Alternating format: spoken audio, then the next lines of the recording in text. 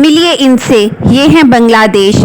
बांग्लादेश और पाकिस्तान में अलहदगी की वजह कौम परस्ती और ज़बान बनी। न जाने कितनी बुक्स और मज़ामीन शाया हो चुके हैं इस टॉपिक पर कि पाकिस्तान स्टिल अपनी आइडेंटिटी की तलाश में है। हमारी आइडेंटिटी तो 30 पारों की शक्ल में हमारे घरों में हमारे सामने मौजूद है। कौम परस्ती और लसानियात से खुद को बचा लें। हमारी महबूब ज़बान अरबी है और हम इब्नुल इस्लाम हैं। याद रखें, बैरूनी ताकतें आप में इंतशार डलवाने के लिए हर लम्हा तैयार हैं और वो हमें कुचल कर रख देंगी अगर हमने अपना इत्तेहाद तोड़ा।